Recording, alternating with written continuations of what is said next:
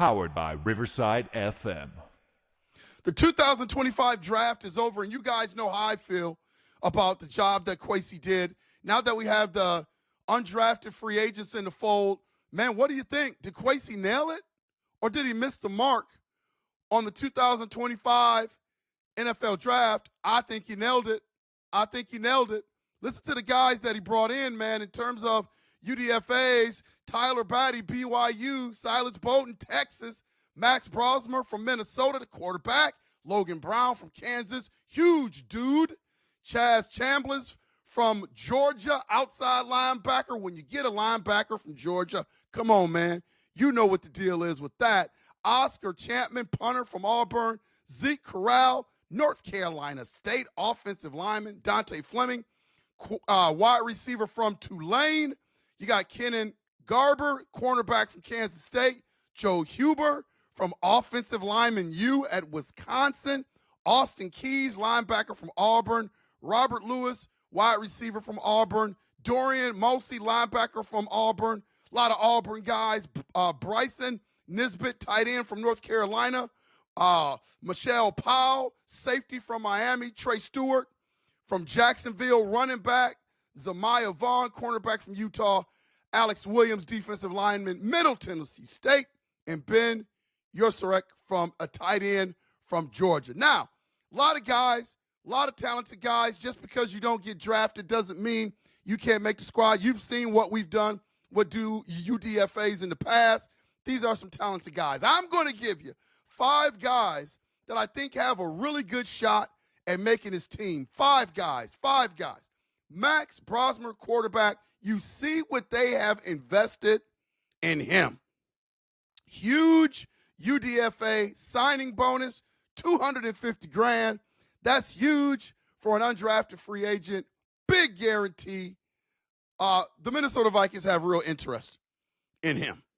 In terms of, he may be a guy that KOC, of course, we got KOC, the quarterback whisperer, that they can develop into something down the stretch. Now, will he be a starting quarterback in this league? Man, I don't know. Again, there's no science to this thing. You just never know. On the surface, looking at him, I don't think he will, but can he be a serviceable backup? Absolutely. And I think that's what Kwesi and KOC probably see in him. Again, I would think that KOC would have to sign off on bringing this guy in. KOC probably went to Kwesi and said, hey, I've seen something in this guy.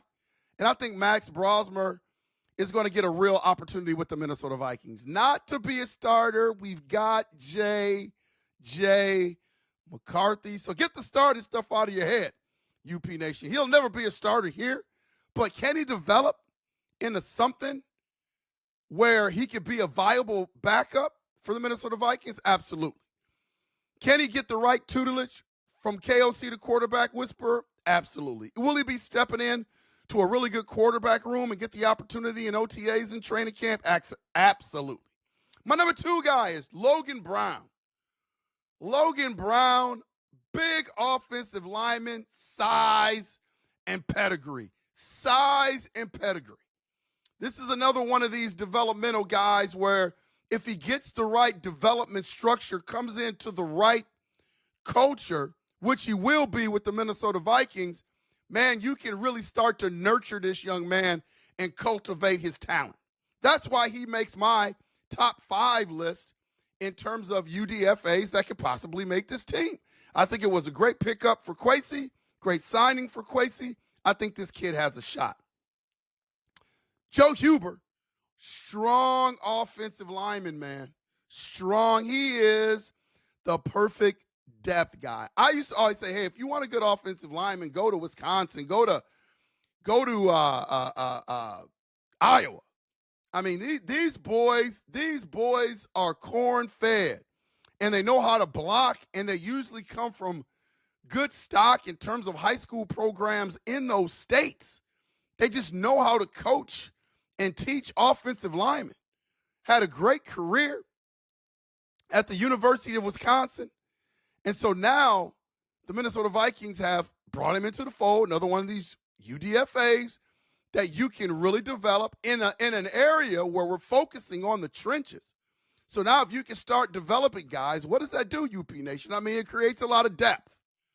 And that's what Joe Huber does for us. My number 4 guy is Chaz Chambliss, linebacker from Georgia. Man, if you get anything from Georgia's program, you got something. You got something. He can play. He's physical. He's SEC tested, gone up against great competition, and had great coaching. You know, we could use some depth in our linebacker spot. And again, this is not one of these guys that's going to come in and make an impact and start, I don't believe. But you get him into your program, start to develop him, man. Why not? Why not Chaz Chamblin? Duke can play. Duke can play. Last but not least, to round this thing out, man, Garber. I think he's more of a special teams guy, cornerback from Kansas State. I think it's a great pickup, another one of these versatile guys. Notice Kwesi and KOC, they're going with guys at these skill positions that are really versatile, guys that maybe can line up in the backfield, guys that can do kickoffs and punt returns. A lot of versatility there. I see that they're putting an emphasis on that this year with the changes in terms of special teams and how KOC wants to run his offense. He needs that versatility. I honestly believe we haven't seen the best of KOC's offense. I think like B-Flow on the defensive side of the ball, he is starting to get his personnel into the fold that he wants. There's still some leftover Zimmer guys on this team, but now the turnover is really happening in terms of KOC's favor, his philosophy, and what he wants. And this is another one of those versatile guys. Man, I thought Kwesi did a great job in the draft.